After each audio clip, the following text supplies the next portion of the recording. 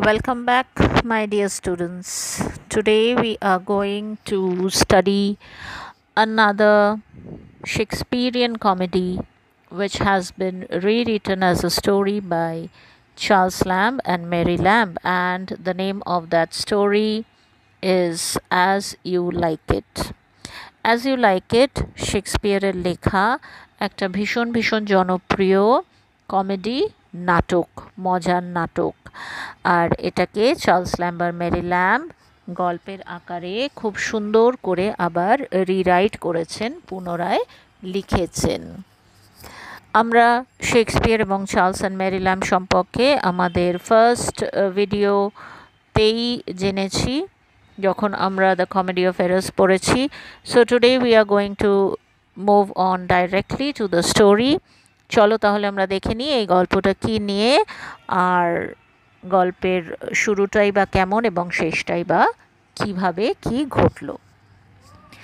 But before we begin the story, আমাদের একটা জিনিস মনে রাখতে হবে, এই গল্পে মানুষ চরিত্ররা ছাড়াও আর একটা ইনঅ্যানিমেট অবজেক্টও কিন্তু ভেরি ইম্পর্ট্যান্ট একটা পার্ট প্লে করছে, তারও একটা ভীষণ ভীষণ একটা গুরুত্বপূর্ণ ভূমিকা রয়েছে। সেটা একটা inanimate object, non living thing, but তার অবদানটাও কিন্তু কোনো অংশে কম না। আর সেটা হচ্ছে একটা জঙ্গল, আর জঙ্গলটার নাম হচ্ছে Arden. The forest of Arden plays a very very important part in this story. So let us begin the story. The story begins at a time when France was divided into provinces or dukedoms. এই গল্পের শুরু যখন, সেই সময় France, ইউরোপের একটা দেশ France, সেই ফ্রান্স তখন কিন্তু ছোট ছোট প্রভিন্স অর্থাৎ ছোট ছোট জেলায় বিভক্ত ছিল। আর এই জেলাগুলো শাসিত হতো এক একজন ডিউক দ্বারা।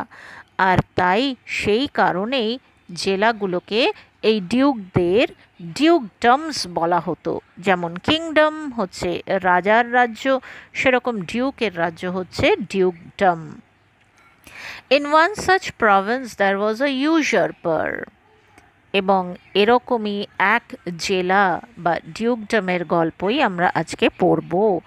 আর যেই প্রভিন্স বা জেলার গল্প আজকে আমরা পড়ব, সেখানে ছিল একজন ইউজারপার। ইউজারপার মানে দখলদার, যে অন্যায়ভাবে অন্যের জিনিস দখল করে নেয় তাকে ইউজারপার বলে। তাহলে আমরা কি বুঝতে পারছি না, এই যে প্রভিন্স, সেখানকার যে আসল ডিউক, সে সিংহাসনে বসে নেই, তাকে বেদখল করে আরেকজন অন্যায়ভাবে তার সিংহাসন ছিনিয়ে নিয়েছে। Who had deposed and banished his elder brother the lawful duke. আর এই যে ইউজারপার, যে দখলদার, সে কি করেছে? সে তার নিজের দাদা, তার বড় দাদাকে ডিপোজ করেছে, সিংহাসনচ্যুত করেছে এবং তাকে ব্যানিশ করে দিয়েছে, তাকে বিতাড়িত করেছে, তাকে তাড়িয়ে দিয়েছে রাজ্য থেকে। আর এই বড় দাদাই হচ্ছে আইনত আসল ডিউক, কিন্তু এখন সে সিংহাসনে নেই। তাকে বিতাড়িত করে, তাকে দেশ থেকে তাড়িয়ে দিয়ে তার ভাই এখন ডিউক হয়ে সিংহাসন দখল করে বসেছে। তাহলে গল্পের শুরুতে সিচুয়েশনটা এরকম, যে একটা প্রভিন্স, ফ্রান্সের একটা প্রভিন্স বা জেলা, সেখানে আসল ডিউককে বেদখল করে অন্যায়ভাবে তার ছোট ভাই সিংহাসন দখল করে বসে আছে। The Duke, who was driven away from his kingdom by his younger brother, retired to the forest of Arden. আর এই যে বড় দাদা, যাকে তার রাজ্য থেকে তাড়িয়ে দেওয়া হয়েছে তার ছোট ভাইয়ের দ্বারা, সে এখন কি করছে? সে রিটায়ার করেছে, সে তার নিজের রাজ্য ছেড়ে চলে গেছে এবং এই মুহূর্তে সে রয়েছে একটু আগে যে জঙ্গলটার নাম বললাম, সেই জঙ্গলে, যে জঙ্গলটার নাম হচ্ছে ফরেস্ট অফ আর্ডেন। এবং তিনি সেখানে একা যাননি, ওনার সঙ্গে সেখানে ওনার বেশ কিছু ফেথফুল ফলোয়ার্স, কিছু ওনার বিশ্বস্ত অনুগামী, তারাও সঙ্গে গেছে। These people soon got accustomed to the lazy life of the forest. এবং এই যে লোকগুলো, এই রয়্যাল পার্সন অর্থাৎ ডিউক নিজে এবং তার এই যে অনুগামীরা, তারা সবাই অল্প কিছুদিনের মধ্যেই জঙ্গলের যে জীবন, যেখানে কর্মহীন জীবন, সেই কর্মহীন জীবনে অভ্যস্ত হয়ে পড়েছে। And they felt it to be more relaxing than the life of a court. এবং তারা রিয়েলাইজ করেছে, তারা বুঝতে পেরেছে বা তারা অনুভব করেছে যে এই জীবনটা অনেক বেশি সুন্দর, এই জীবনটা অনেক বেশি এনজয়েবল, অনেক বেশি উপভোগ করা যায় এবং অনেক বেশি রিল্যাক্সিং, অনেক বেশি আরামের জীবন এই জঙ্গলের জীবনটা।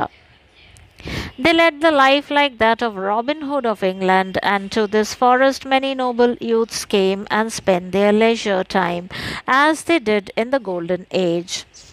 আর এই জঙ্গলে রাজা এবং তার অনুগামীরা অনেকটা রবিন হুডের মতো করে জীবন কাটাতে শুরু করেছে। রবিন হুড ছিল ইংল্যান্ডের একজন বিখ্যাত হিরো। এই রবিন হুড জঙ্গলের মধ্যে লুকিয়ে থাকতো, আর এখান থেকেই সে দুষ্টের দমন আর শিষ্টের পালন করলো। অন্যায়ভাবে যারা গরিবের ধন ছিনিয়ে নিয়ে বড়লোক হয়েছে, তাদের সেই ধন লুটপাট করে রবিন হুড আবার বিলিয়ে দিত গরিবের মধ্যে। আর ভীষণ ভীষণ জনপ্রিয় ছিল তাই সাধারণ মানুষের মধ্যে রবিন হুড। আর অন্যায়ভাবে যেহেতু ছিনিয়ে নিত সে বড়লোকদের ধন সম্পদ, স্বাভাবিকভাবেই তাকে বড়লোকরা পছন্দ করতো না এবং হি ওয়াজ ওয়ান্টেড। তার অ্যারেস্ট ওয়ারেন্ট চারিদিকে জারি করা ছিল, আর তাই সে বাধ্য হতো লুকিয়ে থাকতে এবং তার লুকিয়ে থাকার জায়গা ছিল জঙ্গল। আর এই রাজা এবং তার অনুগামীরাও অনেকটা রবিন হুডের মতোই তাদের জীবন কাটাতে লাগলো এই জঙ্গলে। আর এই জঙ্গলেই অনেক নোবেল ইউথস অর্থাৎ রাজ পরিবারের বা উচ্চ বংশীয় সমস্ত যুবকরা মাঝে মাঝে এখানে সময় কাটাতে আসতো, অবসর সময় কাটাতে আসতো বা ছুটি কাটাতে আসতো। ঠিক যেমন স্বর্ণযুগে হতো বা স্বর্ণযুগে মানুষ যেমন জঙ্গলে তাদের দিন কাটাতো, সেইভাবেই সবাই এখানে মাঝে মাঝে একটু এই জীবনের, এই কর্মহীন জীবনের আস্বাদ গ্রহণ করতে আসতো। In summer they took rest under the shade of the trees, watching the playful sports of the forest deer. গ্রীষ্মকালে রাজা এবং তার অনুগামীরা সমস্ত গাছের ছায়ায় বিশ্রাম নিত এবং যে হরিণগুলো, সেই হরিণগুলো, জঙ্গলের যে হরিণগুলো, তাদের খেলাধুলা তারা লক্ষ্য করত গাছের ছায়ায় বিশ্রাম নিতে নিতে। They even felt sad that they had to kill those deer for food. এবং এটা ভেবেও তাদের মন খারাপ হতো যে খাবারের জন্য তাদেরকে মাঝে মাঝে এই হরিণগুলোকে শিকার করতে হতো, কিন্তু তারা নিরুপায়, বেঁচে থাকতে হলে তাদের তো হরিণ শিকার করে তার মাংস খেতেই হবে। In winter, when the cold wind blew, the Duke suffered from cold, but said, "These chilling winds which blow upon my body are true counselors. They do not flatter, but represent truly to me my condition, and though they bite sharply, their tooth is nothing like as keen as that of unkindness and ingratitude." যখন শীতকাল আসতো, আমাদেরকে মনে রাখতে হবে এটা কিন্তু আমাদের দেশের শীতকাল নয়, এটা ইউরোপিয়ান উইন্টার। এটা ইউরোপের সেই হাড় কাঁপানো ঠান্ডা, যেখানে টেম্পারেচার কিন্তু 0 ডিগ্রির অনেক নিচে চলে যায়, -20, -25 অবধিও টেম্পারেচার চলে যায়। এবং এই ঠান্ডাটা কিন্তু ভীষণ ভীষণ ভয়ঙ্কর ঠান্ডা। স্বাভাবিকভাবেই যখন শীতকাল আসতো, ডিউক, ওনার বয়স হয়েছিল যথেষ্টই, উনি তাই কষ্ট পেতেন সেই ঠান্ডায়, কিন্তু তিনি কখনো কমপ্লেন করতেন না, নালিশ করতেন না, বরং তিনি বলতেন এই যে চিলিং উইন্ডস, এই যে হাড় হিম করা ঠান্ডা যে বাতাস যেটা আমার শরীরের ওপর দিয়ে বয়ে যাচ্ছে, এরা হচ্ছে ট্রু কাউন্সেলার্স, এরা হচ্ছে সত্যিকারের পরামর্শদাতা। এরা ফ্ল্যাটার করে না, এরা মিথ্যে বড়াই করে না, মিথ্যে গুণগান করে না, মিথ্যে প্রশংসা করে না আমার, কিন্তু আমার যে কন্ডিশন, আমার যে অবস্থা, সেটার এরা হচ্ছে সত্যিকারের প্রতিনিধি। এরা আমাকে মনে করিয়ে দেয় আমার সত্যিকারের দশা বা দুর্দশার কথা। আর যদিও এরা ভীষণ শার্পলি বাইট করে, অর্থাৎ মোক্ষম কামড় বসায়, খুব ধারালো এদের কামড়। শীতের যে হাওয়া, সেই হাওয়া বা শীতের যে একটা ঠান্ডা ভাব, তার যে কামড়টা, সেটা হয়তো খুব ভয়ানক একটা কামড়, কিন্তু তবুও ওদের যে টুথ, এই শীতকালের যে কামড় বা শীতের যে দাঁত, যেই দাঁত দিয়ে ওরা কামড়টা বসায় আমার শরীরে, সেটা কিন্তু কোনো কিছুই নয়। সেটা যদি আমি তুলনা করি নির্দয়তা এবং অকৃতজ্ঞতার সঙ্গে, আনকাইন্ডনেস অ্যান্ড ইনগ্র্যাটিটিউডের সঙ্গে, সেই আনকাইন্ডনেস আর ইনগ্র্যাটিটিউড, সেই নির্দয়তা এবং অকৃতজ্ঞতার যে কামড়, সেটা অনেক বেশি ক্ষীণ, অনেক বেশি ভয়ানক। সেই কামড়ের যে যন্ত্রণা, সেটার তুলনায় কিন্তু এই ঠান্ডা বাতাসের কামড় কিছুই না। আর ওই আনকাইন্ডনেস আর ইনগ্র্যাটিটিউডের কামড়টা কে বসিয়েছে? অবশ্যই ওনার নিজের ভাই, ওনার নিজের রক্তের সম্পর্ক। আর সেটাই তিনি বলছেন যে উনি নিজের মানুষের দ্বারা যেভাবে প্রতারিত হয়েছেন, যে বিশ্বাসঘাতকতার সম্মুখীন হয়েছেন, তার তুলনায় কিন্তু এই চিলিং উইন্ডস বা এই হাড় কাঁপানো ঠান্ডা হাওয়ার যে কামড়, সেটা অতটাও যন্ত্রণাদায়ক নয় যতটা ওই ইনগ্র্যাটিটিউড আর আনকাইন্ডনেসের কামড়। He remarked that men might say against adversities, but there are some uses of a poisonous toad. তিনি এই মন্তব্য করতেন যে মানুষ হয়তো বলবে যে অ্যাডভার্সিটি অত্যন্ত বাজে জিনিস। অ্যাডভার্সিটি মানে দুঃসময়, দুঃসময়ের বিরুদ্ধেই মানুষ সবসময় কথা বলে, তার পক্ষে কেউ কথা বলে না।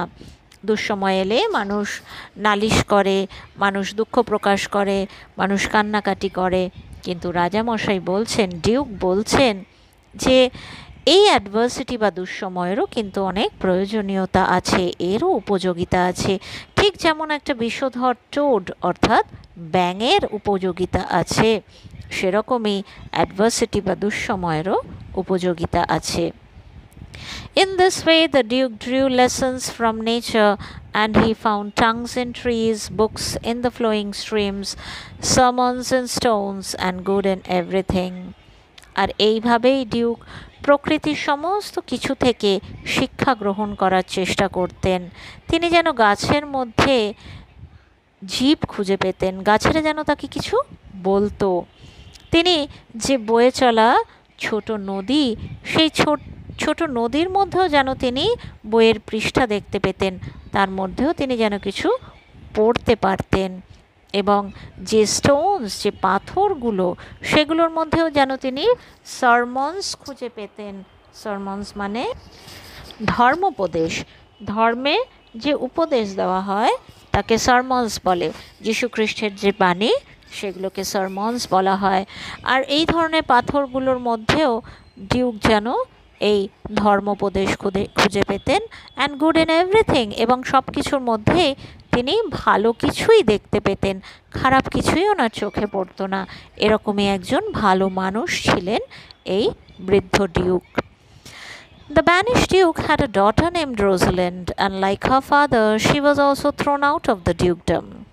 এই যে বিতাড়িত ডিউক, ওনার একটি কন্যা ছিল এবং তার নাম ছিল রোজালিন্ড। এবং বাবা যখন বিতাড়িত, স্বাভাবিকভাবে কন্যাও তার ডিউকডম থেকে বিতাড়িত, অর্থাৎ সেই ডিউকডম বা সেই রাজ্যের কোনো কিছুর ওপরেই রোজালিন্ডেরও আর কোনো অধিকার নেই। But still she remained in the palace, being the companion of Celia, the present duke's daughter. কিন্তু বাবা ফরেস্ট অফ আর্ডেনে থাকলেও মেয়ে রোজালিন্ড কিন্তু এখনও ওই প্যালেস অর্থাৎ রাজপ্রাসাদেই রয়েছে, কারণ সে হচ্ছে তার খুড়তুতো বোন সিলিয়ার কম্প্যানিয়ন অর্থাৎ সঙ্গী। আর সিলিয়াকে না এখন যে ডিউক হয়ে সিংহাসন অধিকার করে বসে আছে সেই ডিউকের মেয়ে। তাহলে রোজালিন্ড আর সিলিয়া হচ্ছে জ্যাঠতো আর খুড়তো বোন।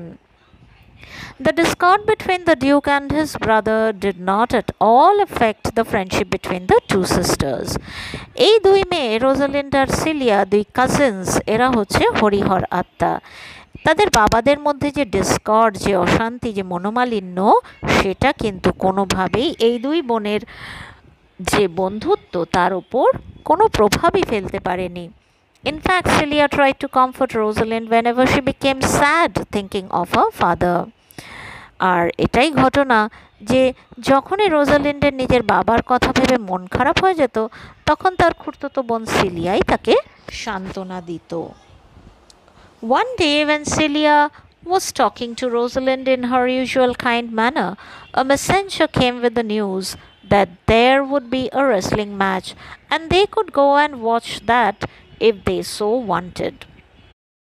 একদিন রোজালিন্ড মন খারাপ করে বসে আছে, আর সিলিয়া তার যে প্রকৃতি, তার যে নেচার, তার যে স্বভাব, সেই স্বাভাবিক স্বভাব অনুযায়ী সে রোজালিন্ডকে সান্ত্বনা দিচ্ছে এবং বলছে, মন খারাপ করিস না দিদি। সেই সময় একজন দূত এলো রাজার কাছ থেকে এবং এই দুই মেয়েকে খবর দিল যে সেদিন একটা কুস্তির লড়াই হতে চলেছে, আর তারা যদি সেটা দেখতে চায় তাহলে তারা অবশ্যই নিচে যেতে পারে সেই কুস্তির লড়াই দেখার জন্য। Celia agreed to go thinking that it would amuse Rosalind.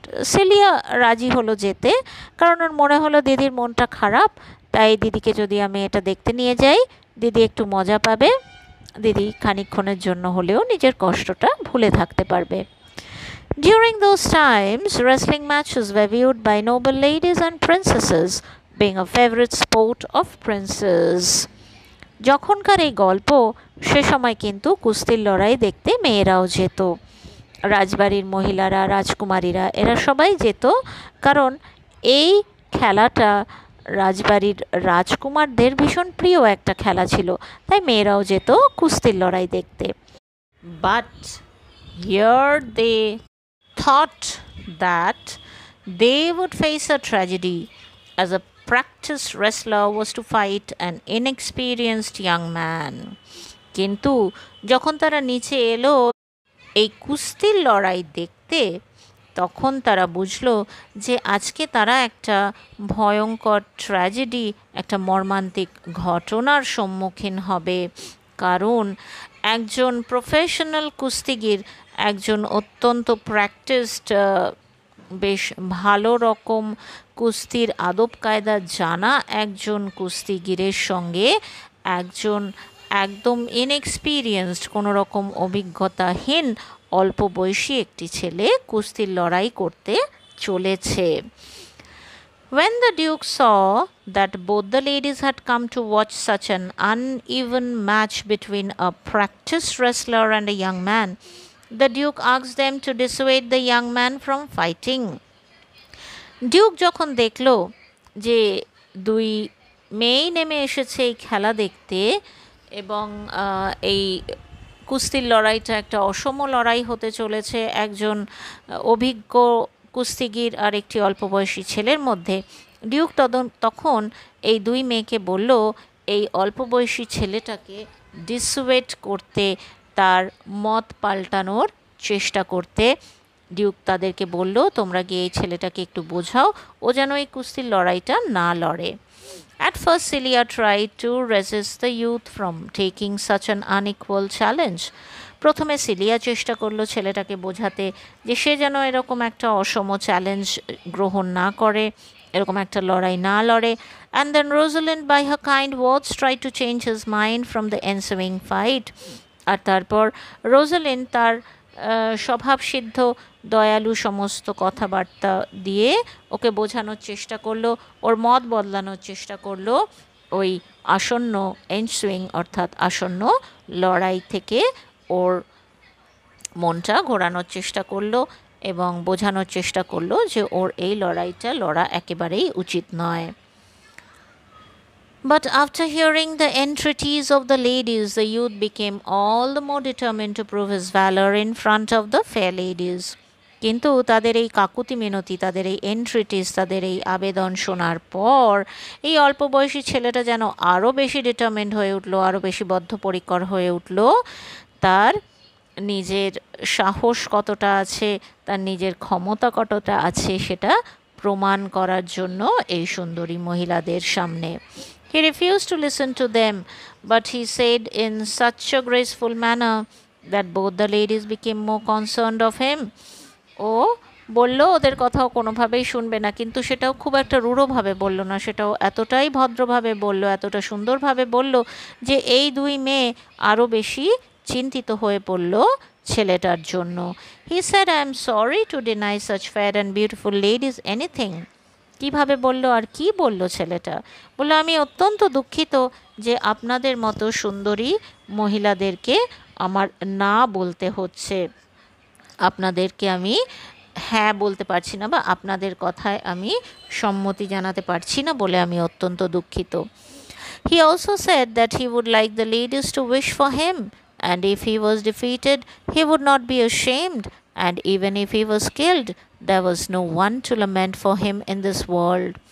ও এটাও বলল যে ও চায় যে এই মহিলারা ওর শুভকামনা করুক, আর যদিও হেরেও যায় এই কুস্তির লড়াইতে ও একেবারেই লজ্জিত বোধ করবে না, আর যদি ও মারাও যায় এই কুস্তির লড়াইয়ে তাতেও কোনো ক্ষতি নেই, কারণ ওর জন্য ল্যামেন্ট, ওর জন্য আফসোস করার মতো এই পৃথিবীতে কেউ নেই, অর্থাৎ ও নিঃসঙ্গ, ওর কেউ নেই এই পৃথিবীতে, এটাই ও বোঝাতে চাইল। He said that he was only a person who filled up a space in this world, and it would be better supplied if he vacated his space. ওইটাও বলল যে ও অযথাই এই পৃথিবীর বুকে একটা জায়গা দখল করে রয়েছে, আর ও যদি এই পৃথিবী থেকে সরে যায় তাহলে ওর জায়গায় ও যেটা ভেকেট করে দেবে, ও যেটা শূন্য করে দিয়ে যাবে, সেই জায়গায় অনেক ভালো কেউ এসে থাকতে পারবে এই পৃথিবীতে, অনেক ভালো কেউ সেই জায়গাটা পৃথিবীতে দখল করতে পারবে। The wrestling match began. যাই হোক, ছেলেটি সেই কুস্তির লড়াইয়ে লড়ার জন্য এগিয়ে গেল এবং কুস্তির লড়াই শুরু হলো। Celia wished that the youth would not be hurt during the bout. Celia মনে মনে কামনা করতে লাগলো যেন ছেলেটার কোনো ক্ষতি না হয় এই লড়াই চলাকালীন। But Rosalind was more concern. কিন্তু রোজালিনের যে কনসার্ন, রোজালিন্ডের যে চিন্তা এই ছেলেটার জন্য, সেটা যেন আরও বেশি। She had an inclination towards him because she felt pity for his friendless condition. ওর ছেলেটার প্রতি আরেকটু বেশি সহানুভূতি, কারণ ওর ছেলেটার প্রতি একটা দয়া, একটা করুণা জন্মেছে। ছেলেটা এই যে নিঃসঙ্গ, সেটা যে ওর কথাবার্তা থেকে বোঝা যাচ্ছে, ওর যে কেউ নেই, সেটার জন্য রোজালিন্ডের ওর প্রতি যেন আরও বেশি একটা মায়া, আরও বেশি একটা টান অনুভব হচ্ছে। It seemed that she had almost fallen in love for him. ব্যাপারটা দেখে মনে হচ্ছে ও যেন প্রায় ছেলেটাকে ভালোই বেসে ফেলেছে। The inspiration that the youth got from the ladies worked wonders for him, and he defeated his opponent in such a way that for some time he could not even talk. কিন্তু অদ্ভুত আশ্চর্য একটা ঘটনা ঘটল। হয়তো এই যে অল্প বয়সী দুই মহিলা, এদের ইন্সপিরেশন, এদের অনুপ্রেরণাতেই হয়তো এটা ঘটল, কিন্তু এটাই ঘটল যে এই ছেলেটি, এই অল্প বয়সী ছেলেটি যে কুস্তির কিছুই জানে না, সে তার অপোনেন্টকে, সে তার প্রতিদ্বন্দ্বীকে এমনভাবে হারিয়ে দিল, এমনভাবে পরাজিত করল যে বেশ খানিকক্ষণ সেই প্রফেশনাল কুস্তিগির আর উঠে দাঁড়িয়ে কথা বলার মতো অবস্থায় রইল না। The Duke Frederick was very pleased with the youth's skill and courage and wanted to know more about him. তো ডিউক তো স্বাভাবিকভাবে ইমপ্রেসড হলো এই ছেলেটির এই অদ্ভুত সুন্দর কুস্তির দক্ষতা দেখে, তার সাহস দেখে, আর তাকে কাছে ডাকলো তার সম্পর্কে আরও কিছু জানার জন্য। The youth introduced himself as Orlando, the youngest son of Sir Roland de Boys. এবং ছেলেটি এসে ডিউককে বলল, আমার নাম ওরল্যান্ডো, আমি স্যার রোল্যান্ড ডি বয়েসের ছোট ছেলে। স্যার রোল্যান্ড ডি বয়েস ওয়াজ ডেড। এই যে স্যার রোল্যান্ড ডি বয়েস, ইনি আর বেঁচে নেই, ইনি মারা গেছেন অনেক কাল আগে। But when he was alive he was a friend of the banished duke. কিন্তু যখন তিনি বেঁচে ছিলেন, তিনি যে বিতাড়িত ডিউক, যে দাদা এই এখনকার ডিউকের, যে এই মুহূর্তে ফরেস্ট অফ আর্ডেনে রয়েছে, সেই দাদার খুব ঘনিষ্ঠ বন্ধু ছিল। So on hearing that Orlando was his son, the Duke was displeased and wished he had been the son of someone else. আর স্বাভাবিকভাবেই যেই এই ডিউক জানতে পারলো যে ওরল্যান্ডো হচ্ছে স্যার রোল্যান্ড ডি বয়েসের ছেলে, তিনি অসন্তুষ্ট হলেন এবং তিনি একটাই ইচ্ছে প্রকাশ করলেন যে তুমি যদি স্যার রোল্যান্ড ডি বয়েসের ছেলে না হয়ে অন্য কারো ছেলে হতে তাহলে ভালো হতো। Rosalind was very happy to hear that Orlando was the son of one of her father's favorite and confessed to Celia, my father loved Sir Roland de Boys, and if I had known that Orlando was his son, I would have added tears to my entreaties before he should have ventured. Rosalyn তো ভারী খুশি এটা জানতে পেরে যে Orlando ওর বাবার ভীষণ ভীষণ প্রিয় এবং কাছের বন্ধু স্যার রোল্যান্ড ডি বয়েসের ছেলে, এবং সিলিয়ার কাছে ও কনফেস করলো, স্বীকার করে ফেললো যে আমার বাবা স্যার রোল্যান্ড ডি বয়েসকে ভীষণ ভালোবাসতো, আর আমি যদি এটা আগে জানতাম যে ওরল্যান্ডো স্যার রোল্যান্ড ডি বয়েসের ছেলে, তাহলে আমি শুধু মুখেই আমার অনুনয় বিনয় বা আবেদন জানাতাম না, আমি চোখের জলও তার সঙ্গে যোগ করতাম, আমি কেঁদে ওকে অনুরোধ করতাম যে ও যাতে এই কুস্তির লড়াইটা না লড়ে। The ladies went to him and seeing that he was sad due to the displeasure of the Duke, spoke to him kindly, and Rosalind even gave him her chain from her neck and said that had she not been out of fortune, she would have given him a more valuable gift. Rosalind R cilia এবার এগিয়ে গেল ওরল্যান্ডোর দিকে। ওরল্যান্ডোর মনটা একটু খারাপ হয়ে গেছে, কারণ ডিউক অসন্তোষ প্রকাশ করেছে ও স্যার রোল্যান্ড ডি বয়েসের ছেলে জানার পরে। দুই বোন ওর সাথে গিয়ে যথেষ্ট কাইন্ডলি, যথেষ্ট ভদ্রভাবে, নম্রভাবে কথা বলল। আর রোজালিন্ড আরেকটা কাণ্ড ঘটালো, নিজের গলার যে চেনটা পরা ছিল সেটা নিজের গলা থেকে খুলে ও উপহার স্বরূপ এই ওরল্যান্ডোকে দিয়ে দিল। আর এটাও বলল যে ওর আজকে যে দুর্দশা, সেই দুর্দশা যদি ওর না থাকতো, ও তো ডিউকডম থেকে পুরোপুরি বিতাড়িত, ওর ওই ডিউকডমের কোনো সম্পত্তির ওপরেই আর অধিকার নেই। সুতরাং সে কারণেই ও বলল যে আজকে ওর যদি এই দুর্দশা না হতো, তাহলে এর থেকে অনেক বেশি মূল্যবান, অনেক বেশি দামি একটা উপহার ও ওরল্যান্ডোকে দিত। When the cousin sisters were alone, they talked of the young wrestler. যাই হোক, এই কুস্তি পর্ব শেষ হয়ে গেল। দুই বোন তাদের নিজেদের রাজপ্রাসাদের কক্ষে ফিরে গেল এবং সেখানে তারা এই অল্প বয়সী কুস্তিগীর সম্পর্কে আলোচনা করতে শুরু করলো বা কথা বলতে লাগলো। Celia thought that Rosalind must have fallen in love with Orlando, and she said, "Is it possible that you should fall in love so suddenly?"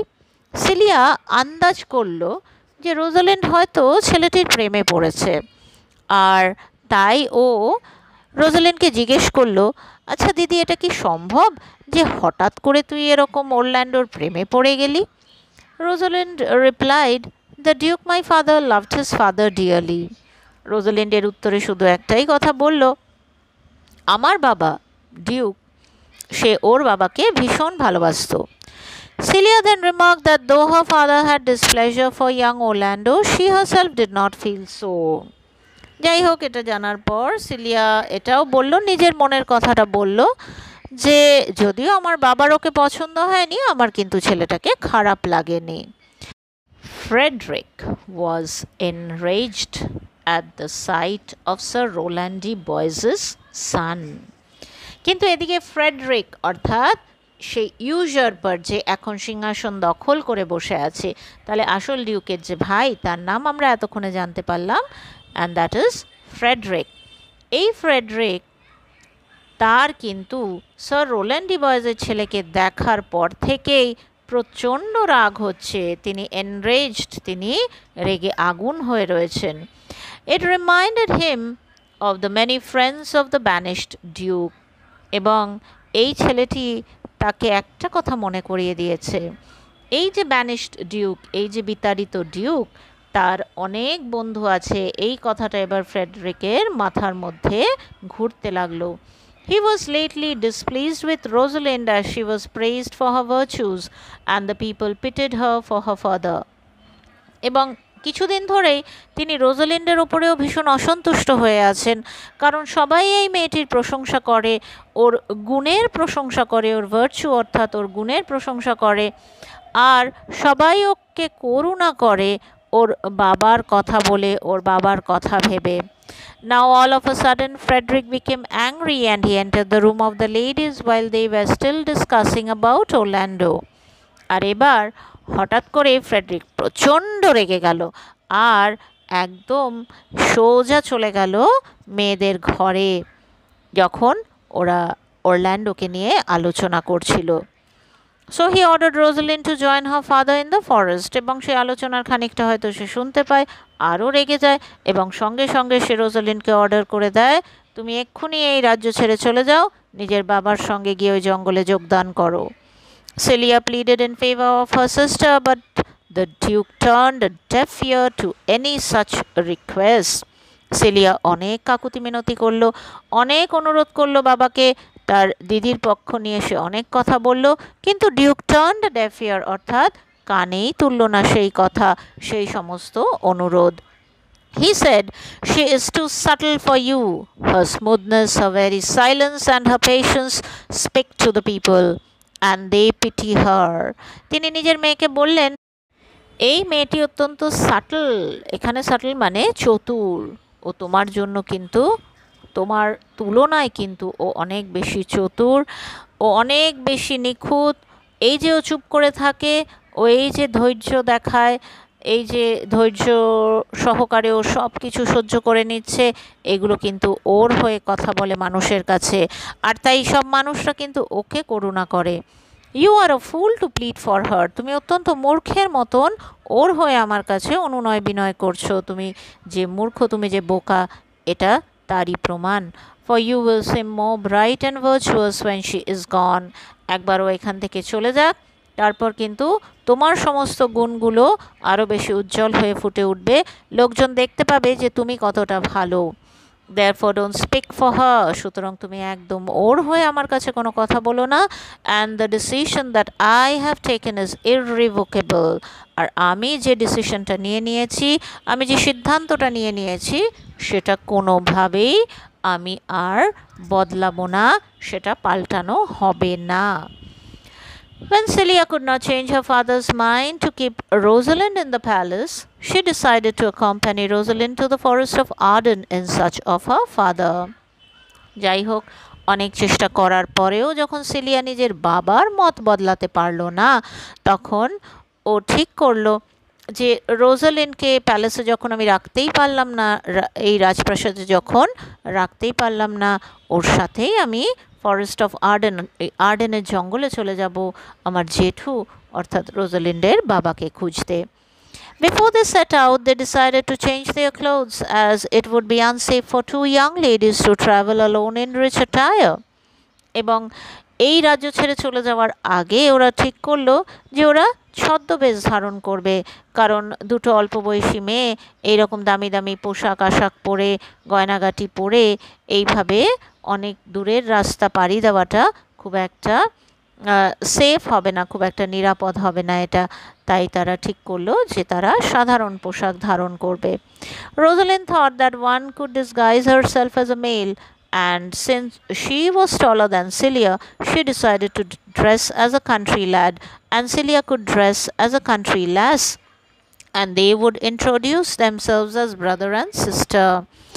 আর এটাও ওরা ঠিক করলো, রোজালিন্ড এটাও ভাবলো যে ওরা সাধারণ মানুষের ছদ্মবেশ ধরবে, এবং ও নিজে যেহেতু অনেকটা বেশি লম্বা সিলিয়ার থেকে, ও একটা ছেলের ছদ্মবেশ ধরবে, একটা গ্রামের ছেলের ছদ্মবেশ ও ধরবে, আর সিলিয়া একটা গ্রামের মেয়ে সাজবে, ল্যাস মানে মেয়ে, গ্রাম্য একটা মেয়ের সাজে ও সাজবে। আর রোজালিন্ড একটা গ্রাম্য ছেলের সাজ ধারণ করবে। আর দুজনে রাস্তাঘাটে নিজেদের ভাই বোন হিসেবে পরিচয় দেবে, এই ছদ্মবেশেই তারা বেরোবে, এটাই ঠিক হলো। Rosalind would call herself as Ganymede and Celia would be called Aliena, এবং তারা নামও বদলে নেবে। রোজালিন্ড নিজেকে গ্যানিমেড নামে পরিচয় দেবে আর সিলিয়ার নাম হবে এলিয়েনা। সুতরাং এই ঠিক হলো যে তারা ছদ্মবেশ ধারণ করবে, রোজালিন্ড ছেলে সাজবে আর নিজের নাম রাখবে গ্যানিমেড, আর সিলিয়া মেয়ে সাজবে, গ্রামীণ মেয়ে সাজবে আর নিজের নাম রাখবে এলিয়েনা। এটাই হবে রাস্তায় তাদের পরিচয়। In this disguise, with money and their jewels, they set out on their journey to the forest of Arden, a long way from the Duke's kingdom. The Lady Rosalind Ganymede, in accordance to her dress, put on an attitude to her sister, who left the luxury of the palace for their true love to each other. আর এই ছদ্মবেশে অনেক টাকা পয়সা গয়নাগাটি নিয়ে এই দুই মেয়ে বেরিয়ে পড়ল ফরেস্ট অফ আর্ডেনের উদ্দেশ্যে। আর এই ফরেস্ট অফ আর্ডেন কিন্তু খুব কাছাকাছি নয়, এটা অনেক দূরে, আ লং ওয়ে, অনেকটা দূরে ডিউকের রাজ্য থেকে। আর এই যে লেডি রোজালিন্ড যে এখন গ্যানিমেড নাম নিয়েছে, নিজের পোশাক আশাক, নিজের যে পরিচয়, সব কিছুর সঙ্গে সামঞ্জস্য রেখে নিজের বোনের প্রতি একটা দাদার মতনই কর্তব্য পালন করতে শুরু করলো। কারণ এই যে বোন, সে কিন্তু রাজ্যের সমস্ত লাক্সারি, সমস্ত আরাম, স্বাচ্ছন্দ্য সব কিছু ছেড়ে, সব কিছু ত্যাগ করে নিজের দিদির প্রতি সত্যিকারের ভালোবাসার খাতিরে সব ত্যাগ করে সে বেরিয়ে এসেছে দিদির সঙ্গে। So they walked along, Rosalind showing a cheerful spirit as if he was the real Ganymede, the rustic and stout-hearted brother of the gentle village maiden, Eliana. আর রোজালিন্ডও নিজেকে বেশ হাসি খুশি রাখার চেষ্টা করছে, ও সবসময় বোনকে আনন্দে রাখার চেষ্টা করছে। সত্যিকারের যেন ও গ্যানিমেড, সত্যিকারের সেই বেশ সাহসী বীরপুরুষ গ্রাম্য দাদা, সেরকমই একটা অ্যাটিটিউড নিয়ে ও নিজের বোন এলিয়েনাকে সঙ্গে নিয়ে ফরেস্ট অফ আর্ডেনের দিকে হেঁটে চলেছে।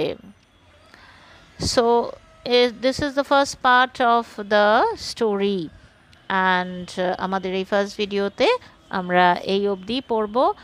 In our next video we will read the next part of the story, কারণ গল্পের নেক্সট পার্টটা ফরেস্ট অফ আর্ডেনে পুরোটাই ঘটবে।